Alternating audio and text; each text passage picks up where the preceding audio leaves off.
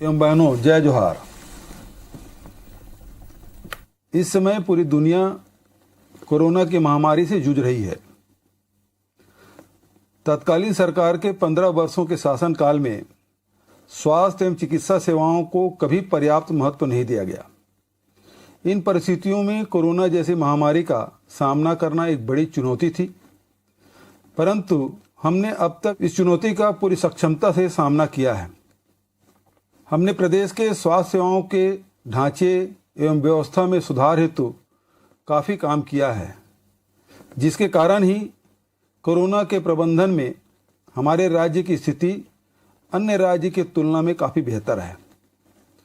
पिछले साल जब कोरोना की पहली लहर का हम पर हमला हुआ था, तो हम सब ने मिलजुल कर उसका सामना किया था। वह ऐसा समय था जब हम कोरोना के विषय में ज़्यादा कुछ जानते नहीं थे।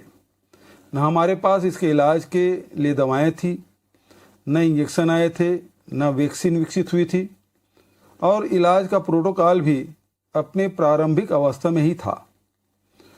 परंतु सभी के सहयोग से, सभी के भरोसे के साथ और सभी के योगदान के साथ हमने उस कठिन समय पर विजय हासिल की थी। आज एक बार फिर से कोरोना की दूसरी लहर का हम सब सामना कर रहे हैं, जो पहली लहर की तुलना में ज़्यादा संक्रामक और ख़तरनाक है। परंतु हमें पूरा विश्वास है, हम सब मिलकर अपनी नई जिम्मेदारी निभाते हुए मजबूती से इस दूसरी लहर का भी सामना करेंगे और जीतेंगे। छत्तीसगढ़ में अब तक 7,13,706 लोग संक्रमित हुए हैं, जिनमें से 5,87,484 लोग रिकवर कर चुके हैं। वर्तमान में 1,17,910 लोग एक्टिव संक्रमित हैं। प्रदेश में 80% अनुपात में 16.5% है, वहीं रिकवरी दर 82.3% है। परंतु यह बात आपके भीतर एक नया विश्वास पैदा करेगी कि छत्तीसगढ़ कोविड वैक्सीनेशन के मामले में देश के कई विकसित और साधन संपन्न राज्यों को पीछे छोड़ चुका है। प्रदेश में 55,69,000 से ज़्यादा डोज वैक्सीन के लग चुके हैं और देश के बड़े राज्यों से हम आगे हैं। हमारे राज्य में वैक्सीनेशन 72% हुआ है, जो देश में सर्वाधिक है। ये आंकड़े सिर्फ 45 साल से ज़्यादा उम्र के लोगों एवं फ्रंटलाइन वर्कर्स को मिलाकर है। हमने फैसला किया है कि हम प्रदेश के 18 साल से लेकर 44 साल तक के लोगों को मुफ्त में कोविड वैक्सीन लगाएंगे और इसके लिए व्यापक कार्य योजना और व्यवस्थाएं की गई है। 1 मई से शुरू होने वाले टीकाकरण अभियान के लिए हमने अपने सभी जिलों में सारी तैयारियां पूरी कर ली है। हमारे सभी टीकाकरण केंद्र पूरी तरह से तैयार है। भारत सरकार ने यह अवगत कराया है कि वह 18 से 44 आयु वर्ग के लोगों के वैक्सीनेशन के लिए 1,03,040 वैक्सीन उपलब्ध कराएगी। चूँकि वैक्सीन की कमी है, इसलिए हम अपने राज्य में सबसे गरीब व्यक्ति को, जिसके पास अंत्योदय कार्ड है, से वैक्सीनेशन की शुरुआत करेंगे। इसके लिए हितग्राही को अपना राशन कार्ड और आधार कार्ड लेकर आना होगा। जैसे जैसे हमें वैक्सीन मिलती जाएगी, वैसे वैसे हम क्रमशः सभी वर्गों के लोगों के वैक्सीनेशन की दिशा में आगे बढ़ते जाएंगे। मैं अपने प्रदेश की जनता को अवगत कराना चाहता हूं कि 2018 में जब हम प्रदेश में हमें प्रचंड जनादेश मिला था, उस समय प्रदेश में कुल 279 आईसीयू बेड थे, जिसे हमने बढ़ाकर 729 कर दिया है। ऑक्सीजन बेड 1242 थे, हमने इसे बढ़ाकर 7,042 तक पहुंचाया है। एचडीयू बेड एक भी नहीं था, परंतु आज हमारे पास 515 एचडीयू बेड है। प्रदेश के अस्पतालों में 15,001 जनरल बेड थे, जिसे हमने बढ़ाकर 29,667 कर दिया है। प्रदेश में 2018 के अंत में 204 वेंटिलेटर थे, जिसे हमने बढ़ाकर 593 कर दिया है।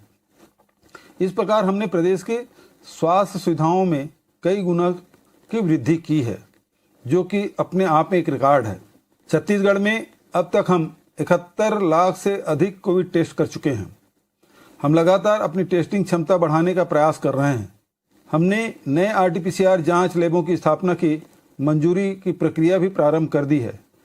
कोरोना प्रभावितों के लिए लैब टेस्ट और रियायती इलाज हेतु निजी अस्पतालों के लिए पैकेज निर्धारित किए हैं, ताकि कमज़ोर आर्थिक स्थिति का व्यक्ति भी अपना इलाज व जांच करवा सके। दूसरी तरफ हमने प्रदेश में 296 नए डॉक्टर्स की भर्ती की है। प्रदेश में ऑक्सीजन की भी पर्याप्त उपलब्धता है, बल्कि छत्तीसगढ़ में सरप्लस ऑक्सीजन उपलब्ध है। हमने कोरोना की इस लड़ाई में फंड्स की कमी नहीं होने देने का संकल्प किया है। हमने इन 2 वर्षों में स्वास्थ्य बजट में 880 करोड़ रुपये, SDRF में इस साल 50 करोड़ रुपये का प्रावधान किया है। जनता ने बढ़ चढ़कर मुख्यमंत्री सहायता कोष में सहायता की है, जो सरकार पर जनता के अटूट भरोसे का परिचायक है। इस कोष से हमने अभी तक 73 करोड़ 53 लाख रुपये के कोविड के खिलाफ लड़ाई के लिए जिलों को जारी कर चुके हैं। इस प्रकार हम 1003 करोड़ 53 लाख रुपये अब तक के स्वास्थ्य क्षेत्र में लगा चुके हैं। वहीं अब भी मुख्यमंत्री सहायता कोष में 53 करोड़ 88 लाख रुपया जमा है। उनका उपयोग भी कोविड की लड़ाई में किया जाएगा। विभिन्न जिलों में कई संस्थाओं और लोगों ने मुक्त हस्त से मदद की है। विभिन्न विभागों के फंड्स, जिला खनिज न्यास के फंड के अलावा उद्योगों से CSR मद से भी सहायता का आश्वासन मिला है। हमने फैसला किया है मई और जून महीने का राशन लोगों को एक साथ दिया जाएगा। यह पूरी तरह से मुफ्त दिया जाएगा। जैसा कि आप जानते हैं कि हम 1 मई से 18 से 44 साल के 1 करोड़ 30 लाख लोगों को 2 करोड़ 60 लाख वैक्सीन डोज मुफ्त में लगाएंगे। 18 वर्ष से अधिक आयु के सभी लोगों को वैक्सीन लगवाने के लिए पंजीकरण करवाना होगा। ये पंजीकरण 28 अप्रैल से प्रारंभ हो गया है। क्योंकि वैक्सीन निर्माता कंपनियां केंद्र की तुलना में राज्यों को अधिक दामों पर वैक्सीन उपलब्ध करा रही है, इसलिए हमें इसके लिए 800 करोड़ रुपए से अधिक का व्यय आएगा, जो करने के लिए हम कृत संकल्पित भी हैं। हमने 1 मई से वैक्सीन प्रारंभ करने के लिए 50 लाख डोज वैक्सीन का ऑर्डर भी दिया है, जिसमें 25 लाख डोज सीरम इंस्टीट्यूट को और 25 लाख डोज भारत बायोटेक को ऑर्डर किया है। ऐसी आपदा के काल में भी लोग स्वयं होकर सरकार के साथ आ रहे हैं और एक दूसरे की मदद का हाथ बढ़ाना चाहते हैं। जो कोई भी अपना जितना भी आर्थिक योगदान कोविड के विरुद्ध इस लड़ाई में करना चाहता है, वह स्वेच्छा से मुख्यमंत्री सहायता कोष में अपना अंशदान कर सकता है। यह पूरी की पूरी राशि सिर्फ और सिर्फ कोरोना के खिलाफ संघर्ष में ही व्यय की जा रही है। छत्तीसगढ़ की जनता का स्वाभिमान ही उन्हें सबले बढ़िया बनाता है। यह हम जानते हैं। जनता का छोटे से छोटा योगदान भी हमारे लिए अत्यंत सम्मान का विषय है, जो हमारे आपसी भातृत्व के जुड़ाव को और मजबूत करेगा। आप सभी से फिर से करबद्ध निवेदन है कि कोरोना से जुड़ी सभी सावधानियां का पालन करें, भीड़ से बचें, सोशल डिस्टेंसिंग का पालन करें, मास्क पहने, हैंड वॉश और सैनिटाइजर का प्रयोग करें। किसी भी प्रकार के अफवाह या नकारात्मक दुष्प्रचार से प्रभावित न हो। सभी से अपील है कि अपना वैक्सीन डोज अवश्य लगवाएं, स्वयं सुरक्षित हों और दूसरों को भी सुरक्षित करें। आशा और विश्वास बनाए रखें।